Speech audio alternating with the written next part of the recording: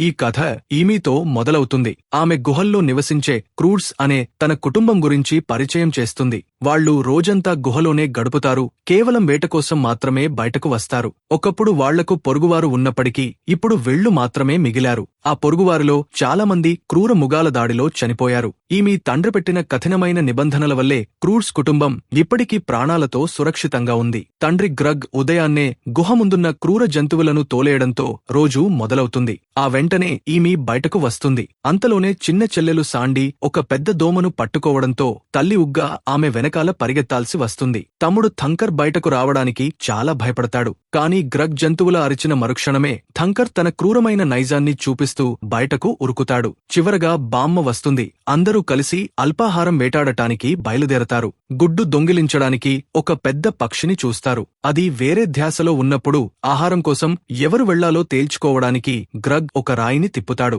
గుడ్డు కొట్టేయడానికి థంకర్ వేగంగా వెళ్తాడు. కాని ఆ పక్షి దాన్ని మళ్లీ లాక్కుంటుంది. దాంతో ఆ పక్షిని తరిమి కొట్టడానికి ఉగ్గా సాండీని వదులుతుంది. మధ్యలో 2 ఉడుతలు ఆ గుడ్డును కాసేపు ఎత్తుకెళ్తాయి. అదృష్టవశాత్తు బామ్మ దాన్ని వెనక్కి లాక్కుని పరిగెడుతుంది. కాని ఒక బల్లుల గుంపు ఆమెను కింద పడేస్తుంది. తరువాత ఈమె వచ్చి ఆ గుడ్డును అందుకుని తన తండ్రి వైపు విసురుతుంది. పొరపాటున వాళ్లు ఒక వింత జంతువును నిద్రలేపుతారు. అది వెంటనే వాళ్లను వేటాడటం మొదలుపెడుతుంది. దాంతో గ్రగ్ తన కుటుంబం మొత్తాన్ని ఒక ఏనుగు వీపుపైకి విసిరేస్తాడు. అలా వాళ్లు అక్కడి నుండి తప్పించుకుంటారు. గుహకు చేరుకున్నాక గ్రగ్ తప్ప మిగిలిన వారందరికీ ఆ గుడ్డు చిన్న ముక్క అయినా దొరుకుతుంది. గ్రగ్ మాత్రం ఒకే ఒక్క చుక్కతో సరిపెట్టుకుంటాడు. సూర్యాస్తమయాన్ని చూసి కుటుంబం అంతా లోపలికి వెళ్తుంది. కాని ఈమె మాత్రం సూర్యాస్తమయాన్ని చూడటానికి ఒక రాతి గోడపైకి ఎక్కుతుంది. ఆమె తండ్రి కిందకు దిగమని అరుస్తాడు. ఈలోపు ఇంకో జంతువు వాళ్లను తరుముతుంది. కాని వాళ్లు సురక్షితంగా వెనక్కి వస్తారు. ఈమెకి గుహ జీవితం నచ్చకపోవడం,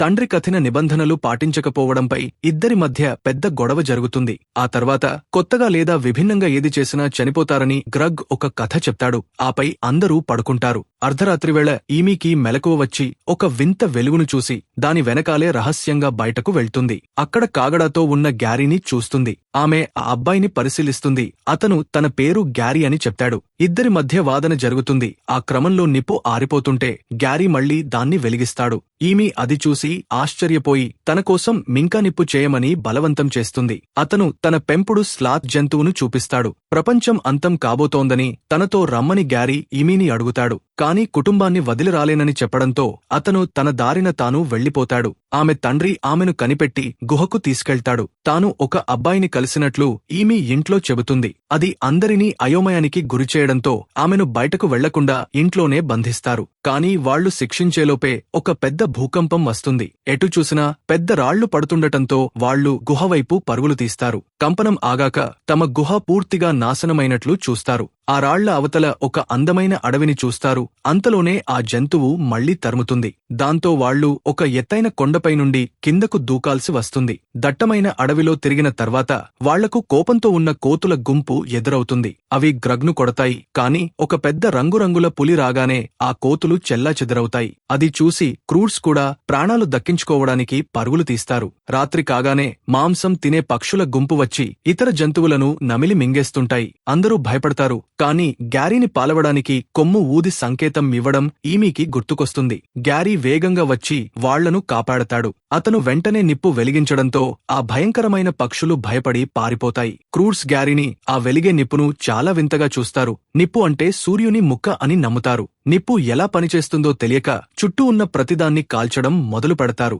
చివరికి ఒక పెద్ద జొన్న కరకను కూడా కాలుస్తారు. అది రాకెట్లా పైకి లేచి పెద్ద పాప్కార్న్లా మారుతుంది. ఈ పిచ్చి కుటుంబం నుండి గ్యారీ పారిపోవడానికి ప్రయత్నిస్తాడు. కాని ఈమె దొరకబుచ్చుకుని వెళ్లనివ్వదు. కొత్త గుహ దొరికే వరకు గ్యారీని తమతో ఉంచుకోవడమే మంచిదని వాళ్లు భావిస్తారు. అందుకే గ్రగ్ గ్యారీని ఒక బోలు దుంగలో బంధిస్తాడు. అలా ఇరుక్కుపోయినా ప్రపంచం అంతం కాబోతోంది కాబట్టి ఎత్తైన పర్వతం వైపు వెళ్లాలని గ్యారీ వాళ్లకు చెప్తాడు. వెనక్కి వెళ్లడం సురక్షితం కాదని గ్రగ్ గ్రహించి అందరూ పర్వతానికి వెళ్లడానికి ఒప్పుకుంటాడు. దారిలో వాళ్లు అలసిపోయి ఆకలితో నకనకలాడే వరకు నిరంతరం గొడవ పడుతూనే ఉంటారు. గ్రగ్ మరో పక్షిని చూసి గుడ్డు తీసుకురమ్మని థంకర్కు చెప్తాడు. కాని ఇద్దరూ పొరపాటు చేసి గుడ్డును పోగొట్టుకుంటారు. ఆ తర్వాత గ్రగ్ కుటుంబం కోసం ఒక చిన్న తేలును తెస్తాడు. కాని బామ్మకి ఆకలి తీరక థంకర్నే తినడానికి ప్రయత్నిస్తాడు. ప్రయత్నిస్తుంది. గ్యారీ తన పెంపుడు జంతువు సహాయంతో పారిపోవడానికి చూస్తాడు. కాని ఈమె అతన్ని పట్టుకుంటుంది. దాంతో తనకు ఆకలిగా ఉందని చెప్పి నిజమైన ఆహారాన్ని వేటాడటంలో సహాయం చేయమని అడుగుతాడు.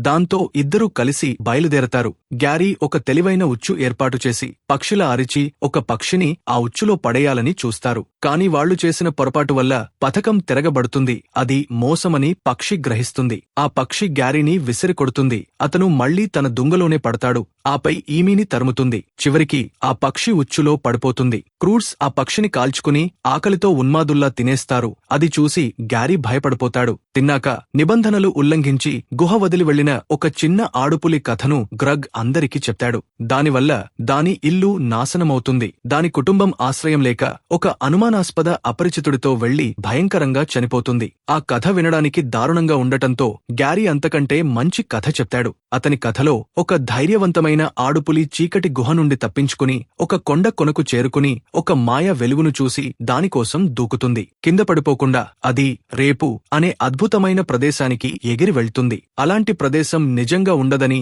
తమకు కావలసింది ప్రశాంతమైన సురక్షితమైన చీకటి గుహ మాత్రమేనని గ్రగ్ అంటాడు. ఆ తర్వాత అందరినీ పడుకోబెడతాడు. మరుసటి రోజు ఉదయం లేచేసరికి నేలంతా పెద్ద పెద్ద పగుళ్లు రావడం చూస్తారు. ఆడుపులి ఎగరడం ఎలా నేర్చుకుందో గ్యారీని ఈమె అడుగుతుంది. తన్ను దుంగ నుండి బయటకు తీస్తేనే ఆ రహస్యం చెప్తానని గ్యారీ అంటాడు. దాంతో ఆమె తన తమ్ముడు థంకర్ను ఆ దుంగలోకి తోసి దాన్ని పగలగొట్టి గ్యారీని విడిపిస్తుంది. గ్రగ్ గ్యారీ వెనకాల పరిగెత్తడానికి ప్రయత్నిస్తాడు. కాని పదునైన రాళ్లపై నడవడంతో అతని కాళ్లు గాయపడతాయి. గ్యారీ కాళ్లకు చెప్పులు ఉండటంతో ప్రశాంతంగా ఉంటాడు. గ్రగ్ తరిమేందుకు ప్రయత్నించినా నొప్పి ఎక్కువ కావడంతో వదిలేస్తాడు. ఆ రాళ్ల దారి దాటడానికి దుంగను వదిలేసి కుటుంబం మొత్తానికి చెప్పులు తయారు చేయాలని గ్యారీ చెప్తాడు. అది ఈమెకి బాగా నచ్చుతుంది. ముందుకు వెళ్లాక వాళ్లకు మళ్లీ ఆ కోతులు ఎదురవుతాయి. ఈసారి అవి అరటిపండ్లు ఇస్తాయి. పెద్ద కర్రల సహాయంతో ఎత్తుగా నడుస్తూ ఆ ప్రమాదకరమైన పులి పక్కనుండే వెళ్లిపోతారు. దారిలో ఆడుపులి రేపు కి ఎలా ఎగిరిందో గ్యారీ మిగిలిన కథ చెప్తాడు.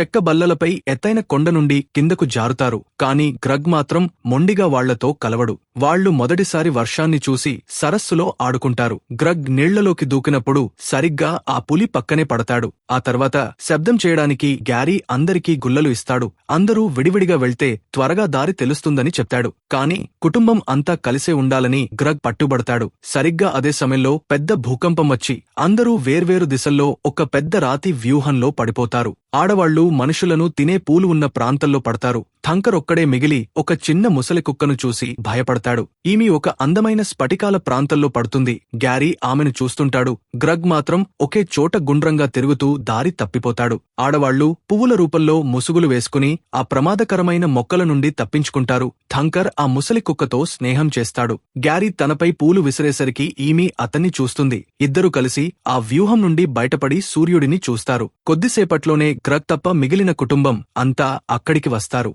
గ్రగ్ సహాయం కోసం తన గుల్లతో శబ్దం చేస్తాడు. ఉగ్గా అతన్ని తీసుకురావడానికి మళ్లీ ఆ వ్యూహంలోకి వెళ్తుంది. కుటుంబంలో చాలామంది ఒక పెద్ద చెట్టు ఎక్కి కూర్చుంటారు. కాని గ్రగ్ మాత్రం పైకి రాకుండా ఒంటరితనంతో బాధపడతాడు. ఉగ్గా కూడా అతని మొండితనానికి విసుగు చెంది చెట్టు ఎక్కి గ్యారీ చేసిన సహాయానికి ధన్యవాదాలు చెప్తుంది. కిందకు చూస్తే నేల పగిలి ఎటు చూసినా లావా కనిపిస్తుంది. రాత్రి ఆకాశాన్ని నక్షత్రాలను స్పష్టంగా చూడటానికి వాళ్లు చెట్టు చిటారు కొమ్మలకు ఎక్కుతారు. ఈమె ఆశ్చర్యపోయి గ్యారీతోనే శాశ్వతంగా ఉండిపోవాలని అనుకుంటుంది. బామ్మ కూడా వాళ్లతో వస్తానంటుంది. కాని గ్రగ్ను వదిలి వెళ్లలేమని ఉగ్గా గుర్తుచేస్తుంది. కాని గ్రగ్కి కాపాడటం కూడా రాదని బామ్మ ఎగతాళి చేస్తూ అతనికి ఎప్పుడైనా ఒక మంచి ఆలోచన వస్తే తాను గుండెపోటుతో చనిపోతానని జోక్ చేస్తుంది. ఈ మాటలన్నీ విన్న గ్రగ్కు తాను తప్పు కాదని నిరూపించుకోవాలనే పట్టుదల పెరుగుతుంది. మరుసటి రోజు ఉదయం అతను వింత జుట్టు వేసుకుని దొర్లే రాతి వాహనం, మోసుకెళ్లే రాతి ఇల్లు వంటి అనేక వింత కనుగొళ్లను చూపిస్తాడు. ఊహించినట్లే ప్రతి ఆలోచన దారుణంగా విఫలమవుతుంది.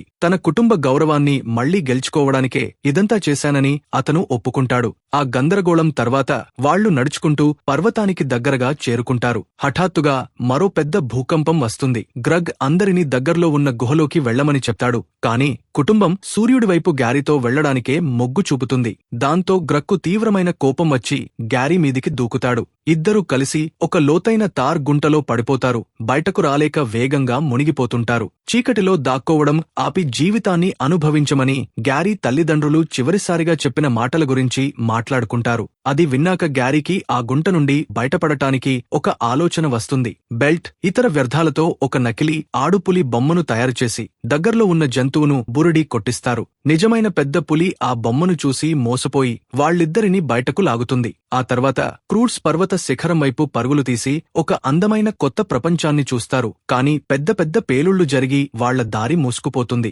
ఎత్తైన కొండ దారిని అడ్డుకోవడంతో నల్లటి బూడిద కమ్మేస్తుండటంతో కుటుంబం ఒక తాత్కాలిక గుహలోకి ఆశ్రయం కోసం వెళ్తుంది. గ్రగ్ మాత్రం బయటే ఒంటరిగా నిలబడతాడు. గుహల్లో చీకటిలో దాక్కోవడం ఇక చాలని గ్రగ్ గ్రహించి మొదటిసారిగా నిజమైన సాహసం చేయాలని నిర్ణయించుకుంటాడు. దూరాన్ని అంచనా వేయడానికి అతను గ్యారీని ఆ పెద్ద లోయ అవతలికి విసురుతాడు. గ్యారీ సురక్షితంగా దిగడం చూసి తన కుటుంబ సభ్యులను ఒక్కొక్కరిగా అవతలికి విసురుతాడు. ఈమె వంతు వచ్చినప్పుడు ఇద్దరూ గట్టిగా కోగిలించుకుని గొడవలు మరచిపోతారు. ఆపై ఆమెను కూడా సురక్షితంగా అవతలికి విసురుతాడు. గ్రగ్ ఒక్కడే మిగిలిపోగా ఆ పర్వతం పొగ వ్యర్థాలతో కూలిపోతుంది. అవతలి వైపు ఉన్న అతని కుటుంబం ఏమీ చేయలేక చూస్తుండిపోతుంది. నల్లటి బూడిదలో గ్రగ్ అటు ఇటూ పరిగెత్తి చివరకు ఆశ్రయం కోసం ఒక చిన్న గుహలోకి వెళ్తాడు. అక్కడ అతను సొంతంగా నిప్పు వెలిగించడం నేర్చుకుంటాడు. ఆ పెద్ద పులి భయపడుతూ గుహలోకి వస్తుంది. ఇద్దరూ పాత స్నేహితుల్లా ఒకటవుతారు. తన కుటుంబం కొమ్ము ఊదే శబ్దాన్ని గ్రగ్ వింటాడు. దాంతో నిప్పును ఉపయోగించి ఆ మాంసం తినే పక్షుల గుంపును ఆకర్షించాలని అతనికి ఒక పిచ్చి ఆలోచన వస్తుంది. అతను ఆ పక్షులను ఒక పెద్ద పక్కటెముకల అస్థిపంజరానికి కడతాడు. దాంతో ఆ పక్షుల రెక్కల బలంతో అతను గాల్లోకి లేస్తాడు. పైకి వెళ్లే దారిలో అతను కింద ఉన్న ఇతర జంతువులను కూడా ఎత్తుకుంటాడు. కాని అస్థిపంజరం రాతి కొండల మధ్య ఇరుక్కుపోతుంది. తన శక్తినంతా ఉపయోగించి లాగి సరిగ్గా సమయానికి బయటపడతాడు. అతని వెనుకాలే పెద్ద దుమ్ము పేలుడు జరిగి వాళ్లను ఆ లోయ అవతలికి విసిరేస్తుంది. సూర్యకాంతి ఉన్న వైపు అతని కుటుంబం బాధపడుతూ కొమ్ము ఊదుతుంటుంది. అన్ని అడ్డంకులను అధిగమించి గ్రగ్ వాళ్లవైపు ల్యాండ్ అయి పొగలోంచి బయటకు వస్తాడు. ఈమె పరిగెత్తుకుంటూ వచ్చి అతన్ని గట్టిగా కౌగిలించుకుంటుంది. అతను చేసిన సాహసానికి కుటుంబం అంతా గర్వపడి అందరూ కలిసి పెద్ద గ్రూప్ హగ్ చేసుకుంటారు. చివరకు వాళ్లు ఒక అందమైన సముద్ర తీరంలో నివాసం ఏర్పాటు చేసుకుని అన్ని రకాల వింత జంతువులతో కలిసి ప్రశాంతంగా జీవిస్తారు. మొదట్లో వాళ్లను తరిమిన ఆ భయంకరమైన జంతువు కూడా చివరకు వాళ్ల పెంపుడు జంతువుగా మారిపోతుంది. Please like and subscribe.